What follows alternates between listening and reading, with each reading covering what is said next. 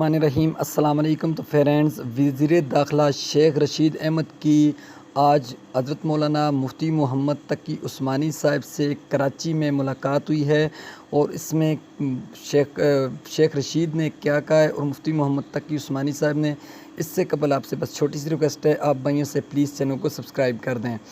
تو وزیر داخلہ شیخ رشید نے ممتاز عالم دین اور صدر وفاق المدارس مفتی محمد تقی عثمانی صاحب سے ملاقات کی ہے۔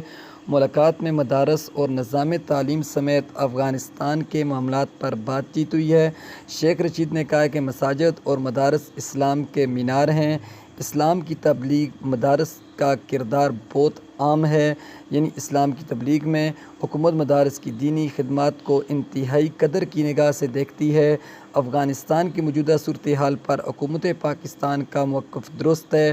مفتی محمد تقی عثمانی صاحب نے یہ بات کہی، اور مفتی محمد تقی عثمانی صاحب نے مزید کہا کہ دنیا طالبان حکومت یعنی افغانستان حکومت کو وقت اور وسائل مہیا کرے، حالات بہتر ہو جائیں گے۔ تو فرینڈز، یہ چھوٹی سی اپڈیٹ تھی۔ اگر ویڈیو اچھی لگے چینل کو سبسکرائب کر دیں۔